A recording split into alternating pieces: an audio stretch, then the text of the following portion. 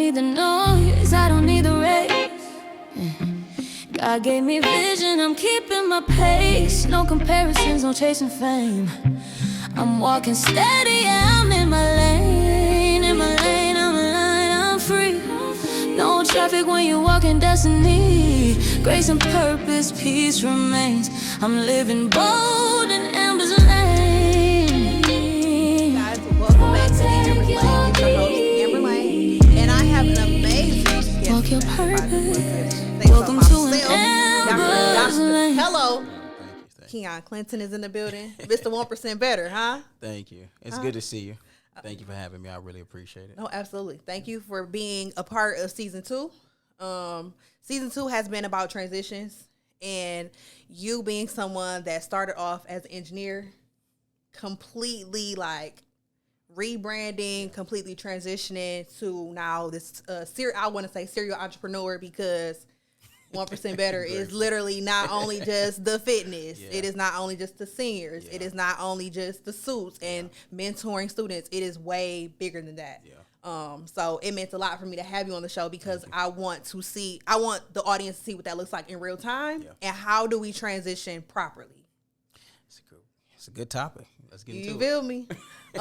So first, can you give the audience a little backstory about yourself, those that may not know who Mr. 1% Better is? Absolutely. Even though the whole world should know.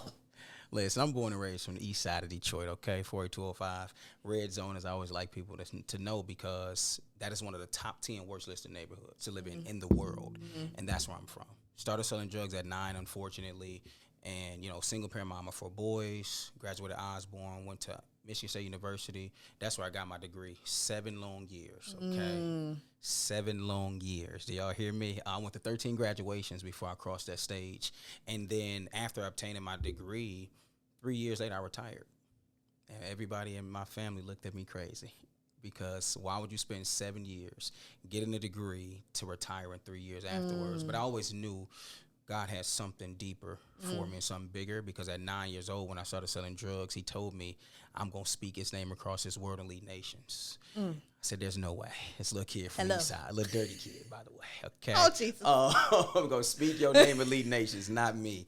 But 7 years, 17 countries, 35 states. I done made the Forbes list and received the Lifetime Presidential Achievement Award at 33 years old. And now Dr. Keyon Clinton by 35 is God's promise for my life. Is happening in real time. Yeah. So grateful to be living an answered prayer, but it's been a journey. Oh, yeah. I'm grateful for it. So Yeah. So what do you view, take 2, what is your definition or your view on transitions? Transitions are necessary. The reality of it is transitions are not always as pleasant as we think they are. That's one thing life has taught me.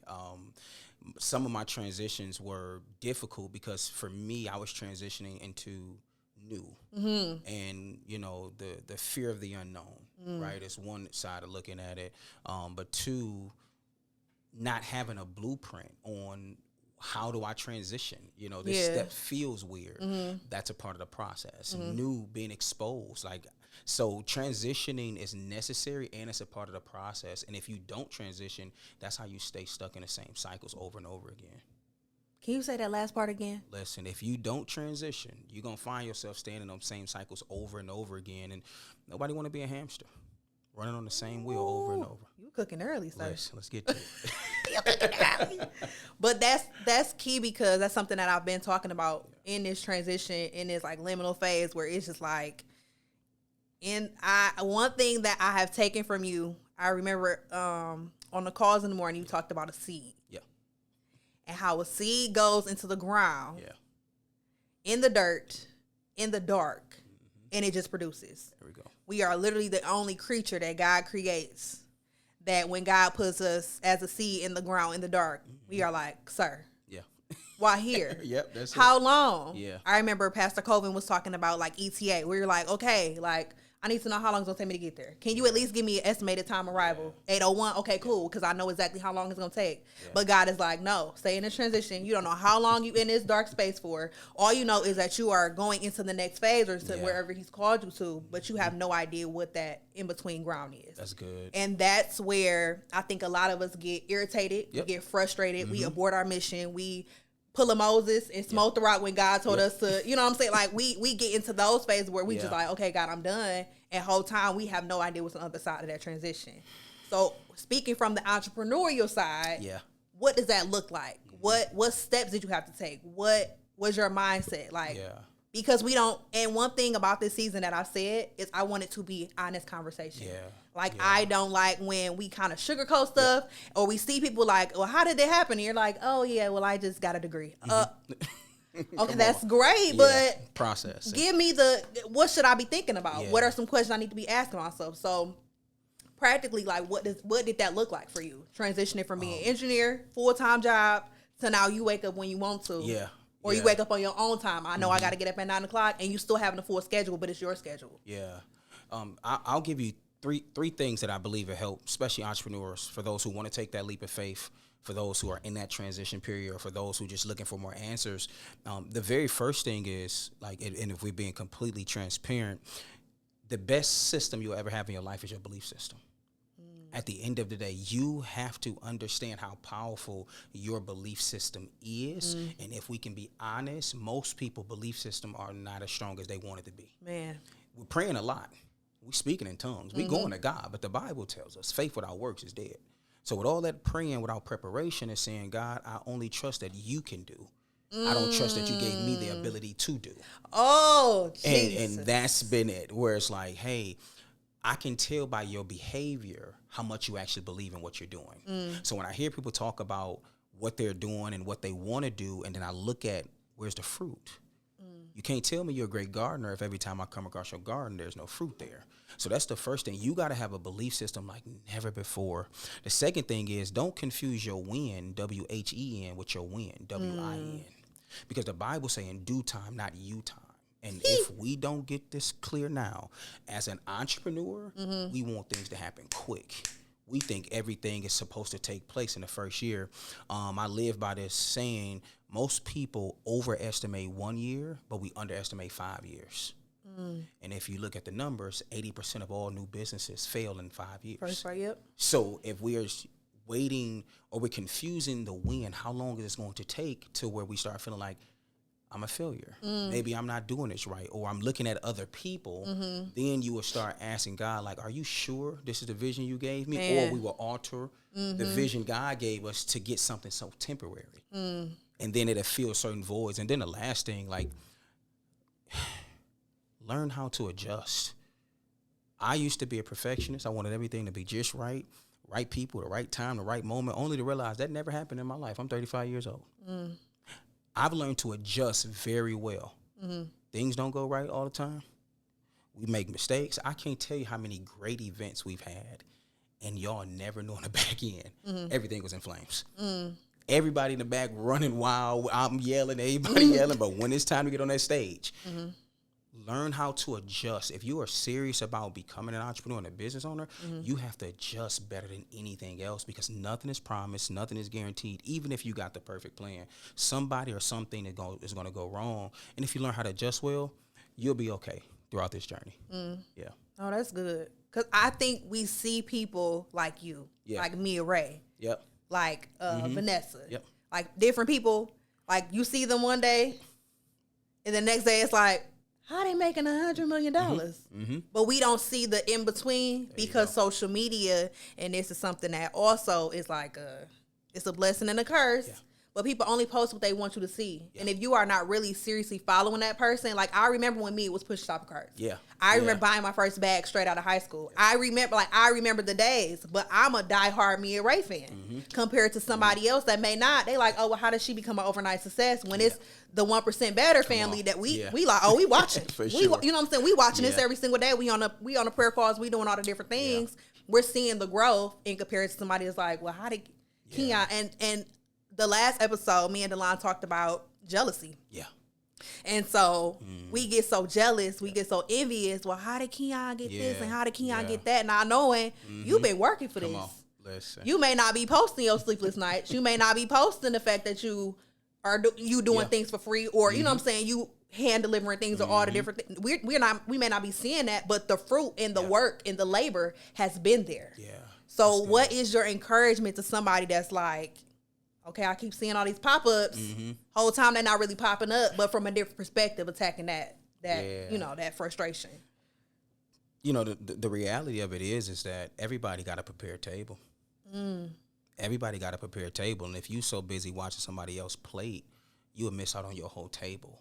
And that's where even I had to stop. I remember one season of my life, I was on Instagram, and everybody on my Instagram was rich. Everybody famous, everybody getting houses and cars. And I'm like, I am the biggest failure known to man. Whole time, I'm an international speaker. I'm a best-selling author. I'm making more money I've ever made, but I'm watching people doing better than me. And it's like chasing a high. You know, walk your own race. Like, seriously, walk your own race. You do know that the turtle don't trip about the way that it walks, as slow as it moves. Because it seems slow to us, but to the turtle, that's the pace it only knows. Yes. So if you operate in a gifting and a calling that God has over your life, you won't worry about what other people are doing because you're operating in the pace that only God has for you. And that's where I had to start looking at it. It's like, well, maybe I'm not meant to make $100 billion, and that's okay. You know, 100 million is fine too, right? Yeah. But maybe I'm not meant to make 100 million either, and that's okay. But what I will not do is hate on nobody in their winning season, because you don't know how many losing seasons they had to go through to get here. Do you hear me? And that's why I said I went to 13 graduations before I graduated. 13. I watched everybody cross that stage, and I said, one day I'm gonna get here. But I was clapping. Because if I know that winning is possible, that means I can possibly win. Right. That's it. You know, so for those who are looking at other people, if you are mad, frustrated, jealous, envy, and if you never say it, just understand that God is watching your thoughts too. Ooh. He's listening to that too, because if you can be faithful over the few, he'll make you rule over many. And that's where I think most of us get caught up into. It's like, no, you got to prepare a table. Just get through your wilderness. Just get through your wilderness season, and that prepared table is for you. Because that wilderness, baby. It's tough. Listen, I lost my hair. Okay. Went in with hair, came out without it. Listen. Because the wilderness, and one thing that I took away from Dad a couple months ago when he talked about the wilderness, it's not as bad as we have been trained to think it is. Agreed. Like, growing up in church all my life, I was like, oh no, I can't go into wilderness. I can't do it. Whole time, it's really just preparation. That's it. You know what I mean? So these transitions, I'm telling you, it is you can win in them. Yeah.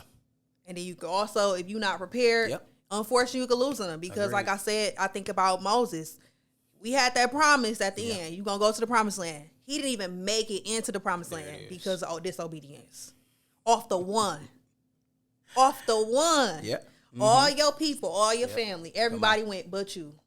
You don't want to be like that. You know, another thing I would say is that we have to understand that God gives vision, but preparation builds capacity. And if you think about it, God told Noah to build the ark. He still had to go gather the wood. Like, he anointed David king, but he still had to fight lions and bears and Goliath before he hit the throne. Like, when we understood, Joseph was interpreting dreams, but he still saved grain for 7 years. The preparation is what builds the capacity to the vision God gave you. And I think sometimes we confuse faith with poor planning. Oh, I got all this faith in the world that God gave me a vision, but you're not planning as if you believe that God told you to do this. And that's why them transitions or that wilderness seems like you're unprepared. The wilderness is training ground. Yeah. It's preparing you for what God has for you. Yeah. But if we don't have the capacity to look at it that way, we'll confuse our training ground for what God is preparing for us in the future. Ooh. Training ground. Training ground. I've been on it for years. Literally, I feel like you get out of one and you go right into another one. It might not be as rough as the last one, but it's another form of transition because we are always, we should be always pivoting. Like, you should never be. I went to a book tour and the author was saying that you should never read the book in the same place you were at. That's good. That's good. That's good. And I've taken that to my life. Like, I should never, if I have to revisit another area, or I have to revisit a similar situation, or if I have to I should never be doing the same thing in the same way that I was doing it the last time. That's good. Because what was the point of me doing it the first time? There you go. If I'm a, Yeah. you know what I mean? That's good. Can you speak to transitioning? Okay, so now we are a full-time entrepreneur. Mm-hmm. Yep. Can we speak to the transition from the steppers to now we are servicing seniors? Yeah. And mentoring. Yeah. How did we get here? God, he's so interesting. I get done speaking in front of 40,000 people. And this is the biggest engagement I've had. I'm getting ready to go into the tunnel. I'm about to FaceTime my mom and let her know her baby boy made it. Because 40,000, we here, right? Mm-hmm. And when I get in that tunnel, God clearly, he said, go take care of the seniors. I'm in there like, huh? I'm tripping. You know, I'm like, there's no way. He's like, yeah, go take care of the seniors now. And I'm just like, but this doesn't make sense because I like the first class flights and the 5-star hotels and the big stages. But again, you know, my faith, I'm just obedient to whatever God tells me to do. I walked to a senior building, didn't know who they were. They didn't know who I was. I say, listen, I'm a 2-time award-winning bodybuilder. I got a free wellness program for your seniors. That's how I got started. And I started listening to the seniors, asking them what they want. After the pandemic, I realized God know my heart. After hearing them see how neglected they were. And I'm like, wait a minute. We wouldn't be here if it wasn't for y'all. Hello. And I couldn't sleep. So I went to my team. I said, hey, we changing our entire business model. We shifting everything. I mean, I thank God for my team because get you a team of people who believe in you and know God, because only them who know God will understand that God can pivot your life at any moment. Literally. And you don't need people questioning God's move in your life. And when I told them that, they was like, okay. They had their reservations, but I've never led them to a place that I wasn't prepared to go all the way in with them. And, you know, in 3 years, we got 100 buildings. We got a home care agency, and I mean, we doing pretty well for ourselves. God is so good. And God told me last year, he said, your wealth will come from your obedience. It was never just about working with the seniors. It was about trusting that God is the source of my life. And entrepreneurship is a spiritual warfare. Do you hear me? You have to understand, because your biggest battle is not your customers. It's fear, it's doubt, it's imposter syndrome, right? It's the moments where the enemy is going to keep telling you, you are not worthy. Yeah. And you got to understand what entrepreneurship really is. It's not just about a financial transition. It's truly a spiritual warfare. So I thank God for my obedience. And now, I mean, what I thought I was going to do, we done already surpassed that. And we're looking at 10X by the end of the year. So God is good. For sure. Yeah. Because reason I asked that, because one, you put me on old school. Yeah. You put me on Rachel Allen. And that powerhouse, when you said that took me back to old school, because she always said the entrepreneurial journey is a spiritual journey. Is. Like you really learn about you. Yeah, absolutely. You learn how grounded, like you say you have faith. Do you really have faith in the entrepreneurial journey? Because your faith, well, let me say me, my faith is tested daily. There you go. Yeah. I'm like, okay, God, you sure about this? It's uncertainty.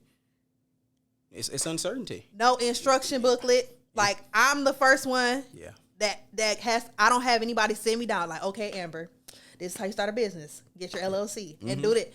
And nobody told me that. I was on Google. Yeah. How do you open a business? Okay.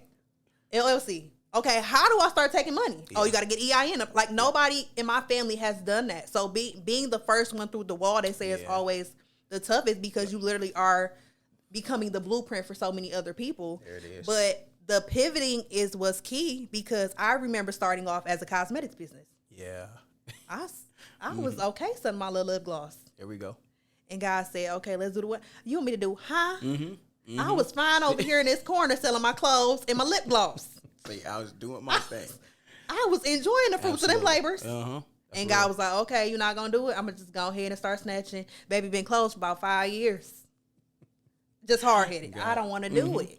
And God will put you in a position where you don't. I got you. I'll help you. And here's the truth, Amber, and this is for everyone. Sometimes confirmation comes after obedience. Like, think about it. Adam left. Abraham left. And then God showed him the ram. Peter stepped out. And then the water held him up. Sometimes the confirmation comes after we take the first step. And when we are disobedient to that first step because we're trying to figure everything out, here we are overthinking. Here we are trying to put a plan together that we don't even know how to put together. But if you would just move when God tell you to move, that transition, he's going to show you what's next if you follow what he tell you to do in the now. And I think that's where we struggle as entrepreneurs. We want to find the next so much that we're overlooking the now. Yeah. What is God telling you to do in the now that's preparing you for the next? And if we're not careful, we'll find ourselves moving too fast. We'll be fumbling. We'll be skipping steps. And then we find ourselves going back. That's the cycle. Yeah. That's the cycle. So them transitions you're talking about, they are extremely necessary. But when you pivot, God will give you women who worship him. He will give you what's next even after that, to where it's like, oh, you've been obedient? Now I can trust you with more. That's how I look at God. Why would he give me $100 million knowing I got $100,000 mindset, knowing I got $100,000 faith? No, like it wouldn't make sense. But I watched how he started to give me more prayer, more worship, more obedience in the areas y'all will never know. Yeah. Right? And outside of the cameras, like really putting my time Yeah. in. So that's why, like, I'm not lucky. This ain't no coincidence. Yeah. I am extremely blessed and obedient for this. And that's what we have to understand as entrepreneurs in this journey, for real. Because it's still the relinquishing of control. For sure. Like Which this is is still like this is your business, Yep. but in real life, this is not even your business. There you go. And I think I was driving today and it hit me actually. I was like, okay, God, I give up, whatever. Like you just take it. You can have it all. Because I keep putting my hands on it and Yeah. things keep fumbling, or I'm like, okay, this say it's getting delivered today and it's not getting, so like I'm tripping and freaking out, and God the whole time is like, this is not even yours to begin with. Yeah, absolutely. You are just a vessel, and it goes back to what you were saying. Like, we are literally just a vessel. Yep. It's not for us to get credit. It's not for us to be the face all the time. Like, you know, we end up being the face. We end up receiving the blessing, but it's strictly off the obedience. There you go. So, for those coming around town, it's getting a little personal. For those that are working a full-time job, Yeah. and God is calling to entrepreneurship, Yeah. but the reluctancy, but the feeling of unworthiness, but the lack of obedience, because at the end all be all, Yeah. that's really what it boils down to. The lack of obedience, the lack of surrender, the lack of relinquishing control. Can you speak to that person that is like, okay, I know I need to quit, and God is making it harder and harder for you to go to work, taking that money away, cutting them hours. Hello. Yeah, like seriously. Hello. Yeah, let's It's happening to me. You hear me? But I'm like, okay, God, because don't. Yeah. I mean, you already touched the cheese now, Lord. So how much more can you touch now? No, that's a really great question to someone that's in that space, because I understand the reluctancy, the reservation of not taking that leap, because again, it's not as easy as people make it seem. Before I get into that, I study eagles. I study animals. The eagles. Love the eagles. It's a beautiful thing. They fly above the storms when the storms come. The mother eagle, she is so fascinating. She go get food for her baby eagles a couple times. After a couple times she feed the baby eagle, she kick the eagle out the nest. Wow. What mother will kick a baby out the nest? Because see, the mother eagle understand, my baby need to know that you got some wings on you and you're not a pigeon. So it's either when you falling down, you're going to learn one or two things. Number one, you was meant to soar. Or number two, that ground going to teach you a very hard lesson. Yep. And I think sometimes we forget that God will look at you and say, hey, I done fed you. I done blessed you. I done covered you. I done gave you all these things. But let me put you in a position to where you realize who I called you to be. Now, see, he's not going to let you hit the ground because his grace is sufficient. But you still will find some hard lessons to where it's like you got to learn that God gave you a calling for a reason. Now, moving back to the part for those who are in that position where you are afraid or you're reluctant, let me give you this. You only get one life. Don't get this confused. Ooh. You don't die and pop up in another body. This ain't a video game. You can leave your job. Ooh, can you? Listen, like it took me a real honest conversation. Yeah. Keyon, listen, you are an engineer, bro. You sharp. I can leave my job, try to figure it out. And I was like, in the back of my mind, I can always get an engineering job. You know, and it's like, I can always. And it's like, but you still don't trust God enough. And then I went even in the natural, like, you don't even trust you enough. Wait a minute. How is it that you don't trust you enough and you've been with you your whole life, but you want everybody else to buy into your vision? You want everybody else to support you. That's good. People support those that they see is truly invested. This is why people support 1% Better. Because when I talk about it, I'm 7 years in. I have made multiple, we're good. Financially, we're fine, set. But when I talk about it, it's so much passion in me because I believe in this. I know this has helped millions of people all over the world. And this is why people want to buy into it. But if you just like, hey, it's just my little business, I got my, and it's like, wait, you don't even believe that this can be. Bet on yourself and go all in. You deserve it. Your life deserves you to at least one time. Yeah. Give life everything you have. Jobs will always be here. Don't let AI confuse you. Don't let there will always be a job. May not be the one you want. Hello. You don't want the one you at now. Wake up. But again. That's hello. Jobs are always out here. Why not bet on you? And that's when it hit me. Like, wait a minute. My first engagement got paid $5,000 7 years ago for an hour to speak. I'm like, oh, I've got paid $5,000 for an hour. And then I remember my job. I had to work 80 hours to get the same $5,000. So I got 1 hour, $5,000, which gives me 79 more hours to be creative. Yeah. Since then, it was over. And ever since then, I've never looked back. So to that person that's afraid to leap, you got some wings up under you, but you'll never know until you get in the sky. And that's how I look at life. Yeah. You know. Hit it a little hard. I had to sit with that for a second. I had to. We deserve it. Yeah. We do. And entrepreneurship, I'll give you this too. Entrepreneurship, it's not about entrepreneurship. It's about ownership. It's about ownership, owning your dream, owning your vision, owning who God called you to be. Yeah. That's what this is about. It's not about entrepreneurship. I am owning what God told me at 9 years old.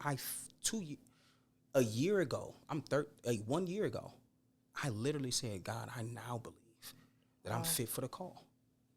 And I've been doing it for 7 years. Yeah. But a year ago, it was like, God, I believe I'm fit for this call. I'm done running. I'm done giving 80%. I'm all in on this thing. Yeah. And when I told God yes, the opportunities, insane. The people that I'm meeting, the community and how it's growing, it's because I'm taking ownership. Yeah. It ain't about entrepreneurship. Yeah. When you get to that level of ownership in your life, I'm not the CEO of just my business. I'm the CEO of my life. Yeah. Making all type of real moves. That's the mindset you have to develop. Oh, that's good. Yeah. That's why we had to have you on the show. I'm grateful to be here. Okay. Grateful to be here. Thank you again for being on. I mean, you dropped some nuggets. I'm probably gonna have to watch this one again as well a couple times. Hear it in my head a couple times. Because I think, especially in this economy, the way the world is, the calling, the continuous of disobedience, and it producing nothing. Yeah. Why not go all in? That's it. You know what I'm saying? Why not see what could be? Yeah. Cause I see where we are, and it ain't got me nowhere. That's it. I'm still. Listen. You see what I'm saying? Trust God, trust yourself, and let it play out. Yeah. Let it play out. Ooh, I gotta sit with this. Well, thank you, brother. I appreciate you. Thank you for having me. Make sure you guys follow him on social media. I'm gonna let you give all your handles. Listen, just Keyon Clinton. Keyon Clinton. Google me, whatever. My name should pop up. Oh, it is. Grateful. I would love to pour into you, however. But again, thank you for having me on. I love what you're doing. Continue to create a space for other people to share. You know, your platform is bigger than you think. Trust and believe is reaching areas that you're not in. And as long as you continue to allow others to be able to share, God is going to continue to bless you for what you're doing. Because being that vessel, it's not easy. It's not. But when God is using you, it's so rewarding. So keep doing it. And I thank you for having me. Absolutely. Thank you. You always look at you. Appreciate you. I love you guys so much. Thank you. I don't need the rain. again, thank you. I gotta keep thanking you. God gave me vision, I'm keeping my brother, for being on the pace. show. No Again, comparisons, no follow him on chasing social media. fame. Make sure you are participating. I'm He has walking social media. steady, Make sure yeah, you I'm follow in him my along. lane, in my And, lane, I'm in my lane, I'm for those free. updates, be able to support No you traffic when you whatever walk way in that you can, whether it's popping destiny. at the event, Grace and buy a shirt, anything. Anything. Being a part of the prayer calls in the morning, just jump in, because this train, you are moving pretty fast. And it's moving this way. I love you. I don't I need love the you guys. I noise, can't I wait to don't see need you the next week race. back here on In Empress Lane. God gave me vision, I'm keeping my pace. No comparisons, no chasing fame. I'm walking steady, yeah, I'm in my lane, in my lane, I'm in line, I'm free. No traffic when you walk in destiny. Grace